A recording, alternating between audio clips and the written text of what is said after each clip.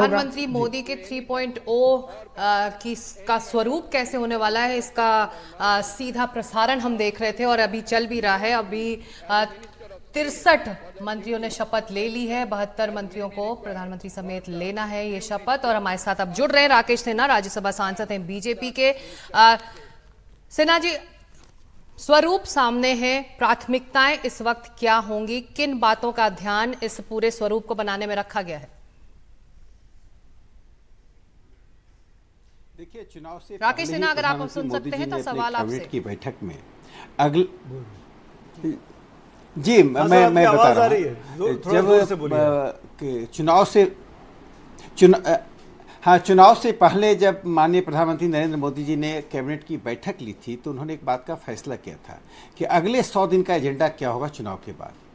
यह जो भारतीय जनता पार्टी के नेतृत्व यानी प्रधानमंत्री नरेंद्र मोदी जी का इस देश के प्रति प्रतिबद्धता का द्योतक है कि चुनाव एक प्रक्रिया है, एक लोकतंत्र में एक पर्व है, लेकिन उस पर्व के कारण विकास की प्रक्रिया अवरुद्ध नहीं होनी चाहिए। देश में जो प्रगति होती है वो अवरुद्ध नहीं होनी चाहिए। आज जो कैबिनेट बना है, आज जो मंत्रिमंडल का गठन हुआ है, ये इस बात का संकेत देता है कंटिन्यूटी विथ चेंज, यानी जो निरंतरता चल रही है उस निरंतरता के साथ आगे क्या परिवर्तन हम कर सकते हैं जिससे देश को वह स्थिति प्राप्त हो, देश के अंदर और देश के बाहर। मुझे लगता है इस मंत्रिमंडल में भौगोलिक रूप से और सामाजिक वर्ग के रूप में जो प्रतिनिधित्व दिया गया है, ये दिखाता है कि सर्वसमावेशी मंत्रिमंडल का गठन प्रधानमंत्री नरेंद्र मोदी जी ने किया है।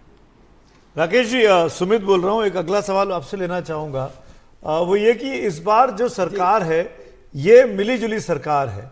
इस बार सहयोगियों की मदद के साथ चलना पड़ेगा। आप तो बिहार से आते हैं। बिहार में नीतीश कुमार ने सबसे पहले जातीय जनगणना की बात की, बीजेपी ने भी उसका कभी विरोध नहीं किया। तो क्या हम ये मान के चलें कि इस नई सरकार में जातीय जनगणना संभव होगी? क्योंकि टीडीपी भी इसके हक में है, नीतीश कुमार तो है ही हैं। आपको लगता है कि इन 5 सालों में वो संभव हो सकता है?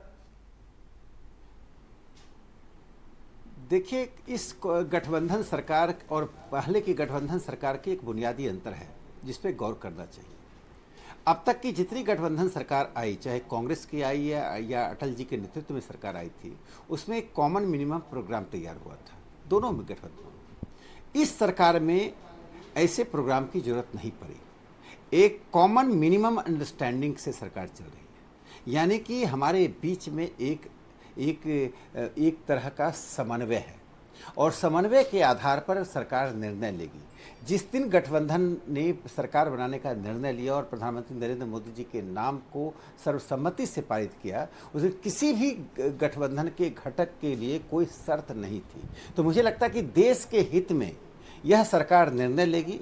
उसमें जनता दल यू, टीडीपी एवं अन्य गठबंधन के जो घटक हैं वह यह निर्णय लेंगे कौन सी बात इस देश के सामाजिक सांस्कृतिक विकास के लिए आवश्यक होगा। देखिए सुमित जी, आपको मैं बहुत दिनों के बाद हम एक दूसरे से मिल रहे हैं और आपको बहुत अभिनंदन, बधाई। लेकिन एक साथ मैं सुमित जी कहना चाहता हूं कि डेमोक्रेसी यानी लोकतंत्र सिर्फ इलेक्टोरल गेन और लॉस की चीज़ें नहीं होती है। डेमोक्रेसी की सफलता कल्चरल और सोशल इकोनॉमिक एडवांसमेंट पर निर्भर करता है कि सांस्कृतिक, सामाजिक और आर्थिक कितनी प्रगति, उसका सूचकांक क्या है। आज नरेंद्र मोदी जी की सरकार 2014 से जो चल रही है, इन्हें इसके जो घोर आलोचक हैं मैं उनसे कहना चाहता हूँ, 2014 के भारत और 2014 के भारत में चाहे विदेश में भारत की प्रतिष्ठा या FDI या हमारा मुद्रा कोष या सड़कों का निर्माण या शिक्षा में प्रगति, किसी भी क्षेत्र में देख लें, आलोचक भी कहेंगे कि दोनों ही नेहरू एरा जो 2014 तक था, मोदी युग जो 2014 के बाद आए, एक बुनियादी अंतर खींच दिया है। इसलिए मैं कहना चाहता हूँ इस गठबंधन को परंपरागत तरीके से जो गठबंधन चली उसके रूप में नहीं देखना चाहिए। चिराग पासवान जी जिस प्रकार से मोदी जी को देखते हैं और जिस प्रकार से नीतीश जी ने इस गठबंधन को बिना शर्त और भावना के आधार के भाषण को आपने देखा और आपने इस पर आपका मैंने देखा था, आपने जो इस पर एक टिप्पणी की थी, किस प्रकार से नीतीश जी में एक बड़ी सहृदयता के साथ की थी। इसलिए मुझे लगता है कि कोई कठिनाई इस गठबंधन को नहीं होगी क्योंकि प्रधानमंत्री नरेंद्र मोदी जी के प्रति सबों की आस्था है, वो एक फोकल पॉइंट है। राकेश जी, आप बार बार ये कह रहे हैं कि पिछले गठबंधनों से इसकी तुलना नहीं करनी चाहिए, तो ऐसे में ये गठबंधन अलग क्यों है? इसकी बड़ी वजह आप क्या मान रहे हैं? देखिए, सबसे बड़ी बात क्या है कि प्रधानमंत्री नरेंद्र मोदी जी की ये दृष्टि से जो एक देश में एक उनके विजन और एक्शन का स्वरूप दिखाई पड़ रहा है। और मैंने कहा आलोक समर्थक तो दूर, जो आलोचक भी हैं उन्हें भी लग रहा है कि प्रगति का रास्ता और प्रगति का जो आयाम वो अलग है। एक ऐसे प्रधानमंत्री हैं जो 2047 के भारत की बात करते हैं। एक ऐसे प्रधानमंत्री हैं जो छोटे बच्चों से परीक्षा पे चर्चा करते हैं। एक ऐसे प्रधानमंत्री हैं गांव के, सुदूर गांव के खिलाड़ियों को के लिए सांसद खेल प्रतियोगिता कराते हैं। तो यह जो स्वरूप है, ये इसमें एक नयापन है, एक नए बुनियाद की रचना है। तो इसके कारण से एक सहमति बनी और मैं कहता हूँ इस गठबंधन में पहली बार विकास के प्रति एक सहमति है कि प्रधानमंत्री मोदी जी के नेतृत्व में देश जिस विकास के रास्ते पर चल रहा है उस पर हम होम करें। तो मुझे लगता है टीडीपी के नेतृत्व का आपने जो बयान देखा, जो उनका रुख देखा, बयान से ज़्यादा रुख, और जो छोटी छोटी पार्टियां हमारे साथ जुड़ी हैं, किसी ने कोई शर्त नहीं रखी, न मंत्रिमंडल के गठन का, न नीतियों का, न कार्यक्रमों का। यह देश उब चुका है उन चीज़ों से जिससे देश विभाजित होता है। यह देश अब एक निर्णय ले चुका है, कंसेंसस, अनडिक्लेयर्ड कंसेंसस इस देश में बना है, जिसमें कांग्रेस और वामपंथी नहीं है, बाकी सब हैं, कि हमें विकास के रास्ते से ही इस देश को हम अमेरिका और इंग्लैंड के साथ रख सकते हैं। और एक बात, अंतिम बात कहूँगा, प्रधानमंत्री नरेंद्र मोदी जी ने जो अथक प्रयास से इस देश की अर्थव्यवस्था को 5वीं अर्थव्यवस्था बनाई है, जो औपनिवेशिक शासक हम पर 200 साल से अधिक रहा, उसको हमने विस्थापित किया। और जो प्रधानमंत्री जी ने चुनाव से पूर्व कहा था कि हम तीसरी अर्थव्यवस्था बनेंगे, मुझे लगता है तीसरी अर्थव्यवस्था बनना यह देश के एक छोटे बच्चे से लेकर एक वृद्ध तक और सभी पार्टियों के भीतर में एक नई ऊर्जा का संचार कर रहा है, जिसमें हम सब मिलकर काम करें। इसलिए यह गठबंधन पहले के गठबंधन से भिन्न है। चलिए, बहुत बहुत राकेश जी आपका मैं शुक्रिया अदा करूंगा, वक्त निकाला, जुड़े आप। शपथ ग्रहण समारोह की लाइव तस्वीरें चल रही हैं। अभी भी कुछ मंत्रियों का शपथ ग्रहण बाकी रह गया है। कुल 72 लोगों को शपथ लेनी है। इस बीच में कुछ और खास मेहमान भी जुड़ गए हैं, जैसे कि राकेश सिन्हा इशारा भी कर रहे थे सिक्ता कि अर्थशास्त्र की बात कर रहे थे, वो भी विदेशी पॉलिसी की बात कर रहे थे। तो मुझे लगता है कि हमको ऐसे एक्सपर्ट को भी हमारे साथ जोड़ लेना चाहिए। जयंत कृष्णा जी अर्थशास्त्री हैं, जाने माने, वो हमारे साथ जुड़ गए हैं। वीरेंद्र गुप्ता जो कि इजराइल में भारत के राजनयिक रह चुके हैं, वो हमारे साथ जुड़ रहे हैं इस चर्चा में। सुधीर कृष्णा पूर्व केंद्रीय सचिव रहे हैं, वो हमारे साथ जुड़ेंगे। और संदीप शास्त्री नेशनल कोऑर्डिनेटर हैं लोकनीति के, वो भी हमारे साथ इस कार्यक्रम में शिरकत कर रहे हैं। तो जयंत जी, मैं पहले आपके पास आना चाहूँगा और बात इकोनॉमिक्स की कर लेते हैं, भारत की बढ़ती अर्थव्यवस्था की बात कर लेते हैं। दुनिया में आज की तारीख में भारत की ताकत है और पूरी दुनिया भारत की ओर देखती है, क्योंकि सबसे बड़ा बाजार हमारे पास है। हमारे पास वो कैपेबिलिटी है कि हम बड़ी से बड़ी अर्थव्यवस्थाओं को सीधे तौर पर चुनौती दे सकते हैं। चीन डिक्लाइन कर रहा है, भारत का प्राइज हो रहा है। इस नई सरकार में, मोदी सरकार 3.0 में, जयंत जी आप क्या देखते हैं, किन नीतियों पर, किन अर्थ नीतियों पर सबसे अधिक फोकस होने वाला है? जी सुमित जी, थोड़ा सा स्टूडियो साउंड जो है उसको, उसका वॉल्यूम रेस करने की जरूरत है। मैं आपसे डिफिकल्टी से सुन पा रहा हूँ। मुझे लगता है कि जो एक इकोनॉमिक पॉलिसीज में है उसमें एक बहुत कंटिन्यूटी होने जा रही है। और इस गवर्नमेंट में जो 4 की मिनिस्ट्रीज हैं, जो फाइनेंस, एक्सटर्नल अफेयर्स, होम और चौथा कौन सा, ये सारे डिफेंस, ये गवर्नमेंट अपने पास रखेगी। और जो इकोनॉमिक मिनिस्ट्रीज हैं वो भी मुझे लगता है कि फाइनेंस और कॉमर्स और इंडस्ट्री ये गवर्नमेंट अपने पास ही रखेगी। तो इसमें एक्सपेक्ट कर सकते हैं कि कोई खास तब्दीली नहीं होगी। और जो फिस्कल प्रूडेंस मेंटेन हो रहा है पिछले 2-3 बजटों से, खासतौर से कोविड के बाद से, वो मेंटेन होगा। और जो इंफ्रास्ट्रक्चर में पुश है वो भी चलता रहेगा। जो डिजिटाइजेशन की तरफ सरकार का रुझान है, जो झुकाव है, डीपीआई और दुनिया भर का जो इंफ्रास्ट्रक्चर इन्होंने क्रिएट किया है, जो पूरे कंट्री में यूज हो रहा है, डिजिटल डिवाइड भी कम हो रही है और ease of service delivery improve हो रही है, उस पर भी पुश चलेगा।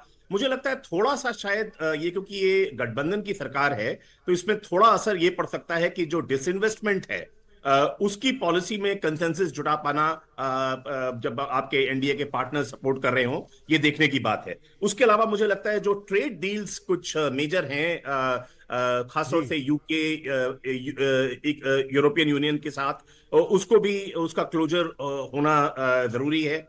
जो पीएलआई है, स्कीम है, जो प्रोडक्शन लिंक्ड इंसेंटिव है, उसको मुझे लगता है कुछ और क्षेत्रों में, खासतौर से जो जॉब क्रिएशन वाले क्षेत्र हैं, जैसे एपरल इंडस्ट्री है या लेदर मैन्युफैक्चरिंग इंडस्ट्री है, उन सब में थोड़ा सा पीएलआई को स्कोप को बढ़ाने की जरूरत है। अभी तक पीएलआई में काफी इंप्रूवमेंट हुआ, लेकिन वो सब चीजें बहुत जरूरी हैं, और स्टार्टअप्स के लिए भी एक इकोसिस्टम इंडिया में और अच्छा बना है। मुझे लगता है ये सरकार भी, बिकॉज की मिनिस्टर्स और प्राइम मिनिस्टर वही होंगे, तो ये पुश चलता रहेगा, ऐसा मेरा मानना है।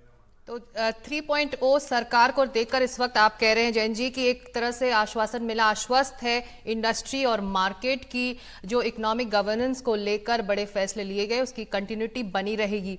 अब फॉरेन पॉलिसी एक अहम मुद्दा है और प्रधानमंत्री मोदी की खास नजर इस पर रहती है, और पिछले उनके 2 कार्यकाल में हमने देखा भी कि कितनी तब्दीलियां इस लिहाज से आई हैं। ऐसे में वीरेन जी, जो राष्ट्रीय अध्यक्ष इस वक्त ये स्वेरिंग इन सेरेमनी अटेंड कर रहे हैं, कहा जा रहा है कि नेबरहुड फर्स्ट पॉलिसी के तहत उनको आमंत्रित किया गया है। ऐसे में इस वक्त हम ये अंदाजा लगा सकते हैं कि अगले 5 सालों के लिए प्रधानमंत्री मोदी का फॉरेन पॉलिसी को लेकर विजन क्या होने वाला है? देखिए, मोदी जी की 10 सालों में उन्होंने विदेश नीति के फील्ड में बहुत महत्वपूर्ण उपलब्धियां करी, कि अपनी प्रिंसिपल्ड अप्रोच को नहीं छोड़ा है, और उसके साथ साथ नेशनल इंटरेस्ट पे बहुत फोकस रहा, और उस फोकस में नेबरहुड पे बहुत ज्यादा अटैच इंपॉर्टेंस करी गई है। नेबरहुड फर्स्ट जो पॉलिसी है, और प्राइम मिनिस्टर ने इस बार भी अपने शपथ ग्रहण में सारे नेबरिंग कंट्रीज को बुलाया, पाकिस्तान के अलावा। पाकिस्तान की बात अलग है, तो ये इस बात को दर्शाता है कि नेबरहुड फर्स्ट और नेबरहुड पे फोकस रहेगा प्रधानमंत्री जी का अगले आने वाले सालों में। और यूएन सुरक्षा परिषद में जो स्थायी मेंबरशिप को साकार करने का सपना है, क्या उस पर भी निगाह रहेगी पीएम मोदी की? देखिए, सबसे बड़ी चीज है कि अपना नेशनल इंटरेस्ट को कायम रखना। तो आप ये देखें कि प्रधानमंत्री ने आज की तारीख में हमारे relationship divergent group of countries के साथ में ऑप्टिमाइज किए। मिडिल ईस्ट एक बहुत बड़ा उदाहरण है, जहां पर हमारे इजराइल से अच्छे रिलेशंस हैं, जहां पर हमारे सऊदी अरेबिया से, गल्फ कंट्रीज से अच्छे रिलेशंस हैं, उसके साथ साथ हमारे ईरान से भी बहुत इकोनॉमिक रिलेशंस और सब चीजें। और जो आज की तारीख में मिडिल ईस्ट में प्रॉब्लम्स चल रही हैं, उसमें हम फंसे नहीं, जिसका मतलब है कि हमारे वर्कर्स को गल्फ में कोई दिक्कत नहीं हो रही है, हमारी एक रिस्पेक्ट है, एक ऑब्जेक्टिविटी हमारे लिए है।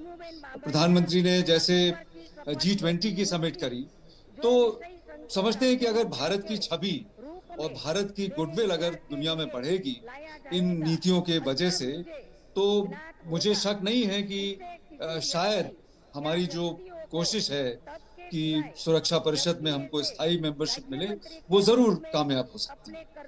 जी, गवर्नेंस की बात भी कर लेते हैं सिकता। सुधीर कृष्णा जी हमारे साथ हैं, सेक्रेटरी रह चुके हैं भारत सरकार में सचिव के पद पर। सुधीर साहब, बहुत बहुत स्वागत है आपका एनडीटीवी इंडिया पर। और सवाल बहुत सिंपल सा है, आपने भी शायद देखे होंगे, चुनावी कैंपेन के दौरान प्राइम मिनिस्टर ने कई सारे इंटरव्यूज दिए। एक स्पेसिफिकली उन्होंने जब गवर्नेंस की, जब भी उनसे बात की गई कि नई सरकार की पॉलिसी क्या होंगी, नीतियां क्या होंगी, तब वो चुनाव जीते भी नहीं थे, लेकिन तब भी इशारा करते थे कि वो ब्यूरोक्रेसी को किस तरीके से ठीक करना चाहते हैं, जो लीकेजेस हैं सिस्टम के अंदर उनको कैसे वो खत्म करना चाहते हैं। मैं ये पूछना चाहूंगा, आप उनके कार्यकाल को उनके कामकाज को देख रहे हैं बीते 10 सालों से, अब क्या बड़े चेंजेस ब्यूरोक्रेसी में आने वाले दिनों में आ सकते हैं इस मोदी सरकार 3.0 में? हाँ, मुझे लगता है कि डिजिटल गवर्नेंस पे ध्यान दिया जाएगा, क्योंकि सरकार के रिसोर्सेज जो हैं वो काफ़ी जा रहे हैं जनता के लिए। नई नई स्कीम्स बनी हैं, स्वच्छ भारत मिशन की बात करने या प्रधानमंत्री आवास योजना की बात करने, इंफ्रास्ट्रक्चर जो है, चाहे वो रोड सेक्टर है या रेलवेज है या एयरवेज हैं, मतलब पैसे खर्च करने की अभी समस्या नहीं रह गई है।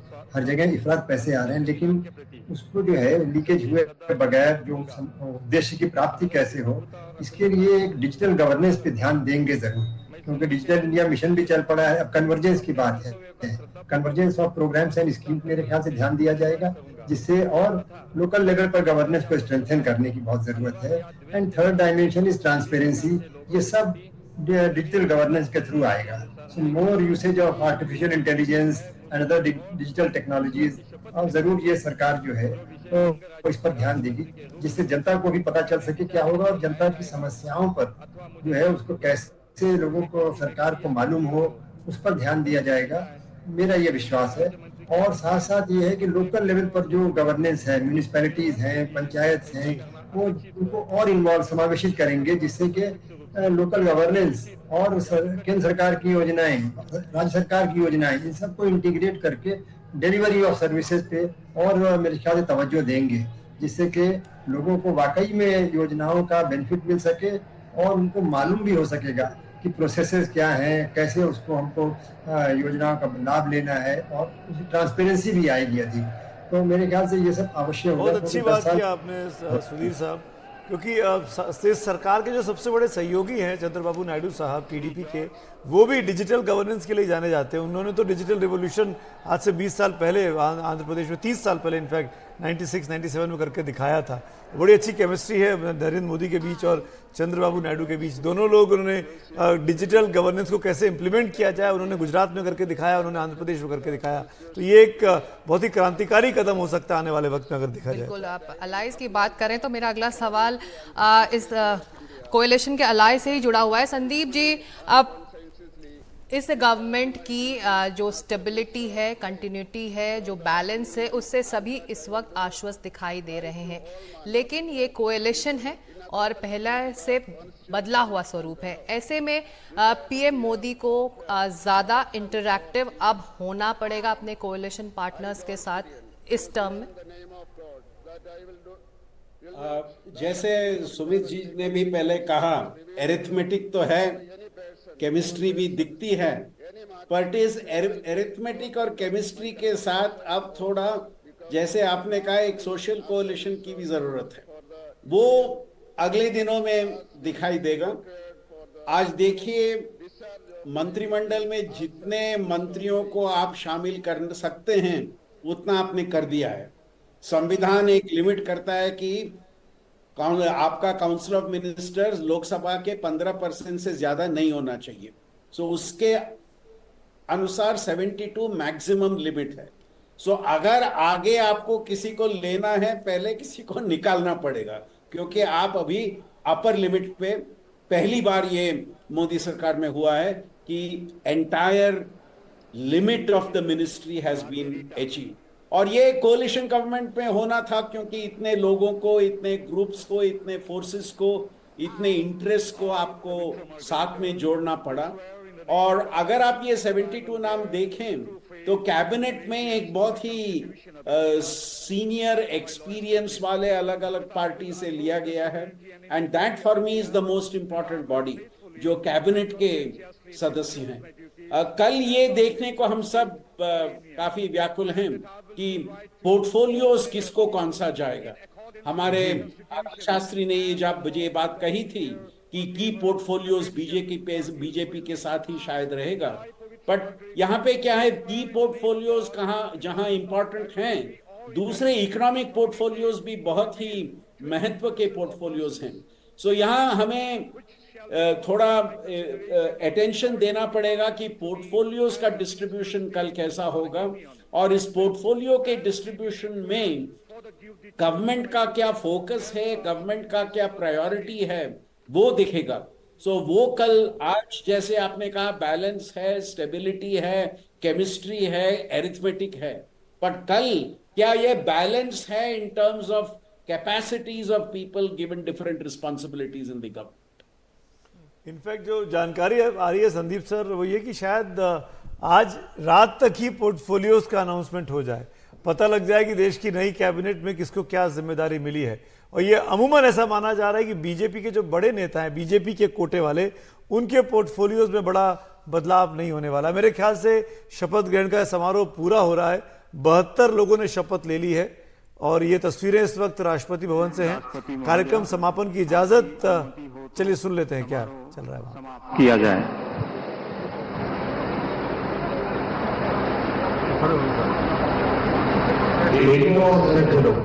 राष्ट्रीय गान के लिए कृपया खड़े हो जाएं। Please rise for the national anthem.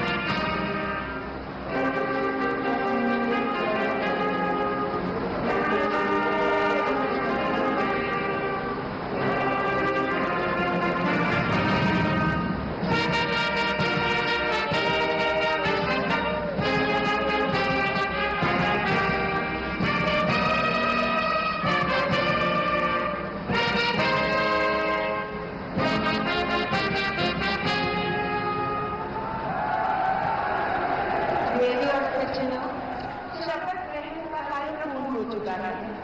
अब राष्ट्रपति जी, उपराष्ट्रपति जी तथा प्रधानमंत्री जी के साथ मंत्री परिषद के सदस्यों की और उसके बाद अन्य देशों के आमंत्रित राष्ट्र प्रमुखों की ग्रुप फोटो होगी। हम भारत के माननीय राष्ट्रगान के बाद अब पूरे मंत्री परिषद की राष्ट्रपति के साथ एक ग्रुप फोटो होती है, सामूहिक तस्वीर, जो कि कल अखबारों के फ्रंट पेज पे सबसे अधिक छपेगी।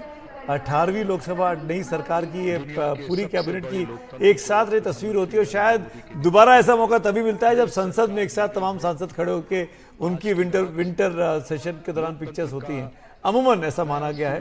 तो ये पूरे के पूरे 72 मंत्री प्रधानमंत्री मोदी की अगुवाई में राष्ट्रपति द्रौपदी मुर्मू के साथ इस साझा तस्वीर में इस वक्त दिखाई देंगे और पूरे देश के लोग इस वक्त इनको देखेंगे। वहां मौजूद करीब 8 से 9 हजार लोग भी इन तस्वीरों को देख रहे होंगे। प्रधानमंत्री श्री नरेंद्र मोदी के हाथ तीसरी बार और प्रधानमंत्री उनके बने हैं। शपथ लेते ही आजादी के बाद वो लगातार तीसरी बार शपथ लेने वाले दूसरे प्रधानमंत्री बने। नरेंद्र मोदी से पहले पंडित जवाहरलाल नेहरू 3 बार प्रधानमंत्री रह चुके हैं। शपथ ग्रहण समारोह को लेकर राष्ट्रपति भवन में आप देख सकते हैं भव्य तैयारियां थी। देश के जाने माने उद्योगपति, फिल्मी सितारे और विदेशी मेहमान इस खास समारोह में हिस्सा लेने पहुंचे और अब से कुछ ही मिनटों पहले ये शपथ ग्रहण समारोह खत्म हुआ है। प्रधानमंत्री समेत 72 मंत्रियों ने आज शपथ ली है। राष्ट्रपति भवन के प्रांगण में 7:15 बजे शाम को शपथ ग्रहण समारोह शुरू हुआ था और मोदी सरकार 3.0 में पुराने चेहरे भी हैं, नए चेहरों को जगह मिली है और ख़ास तौर से जो गठबंधन के अलायज हैं उनके सांसदों को भी इस बार शामिल किया गया है। तो एक नया स्वरूप तैयार है नई सरकार का और अब ये सरकार कामकाज संभालेगी। अब बस कुछ ही पलों में राष्ट्रपति वापस लौटेंगी राष्ट्रपति भवन में और उसके साथ ही इस कार्यक्रम का औपचारिक तौर पर समापन हो जाएगा। करीब 3 घंटे से 7 बजे प्रसारण शुरू हुआ। प्रसारण तो इनफैक्ट 5 ही बजे से शुरू हो गया था राष्ट्रपति भवन से सीधी तस्वीरें आने का, लेकिन जो अति गणमान्य लोग हैं वो 6:30 पौने 7 बजे से स्क्रीन पे दिखने शुरू हो गए थे। रात के अब करीब 10 बजने वाले हैं और तमाम महानुभाव वहां पर मौजूद हैं।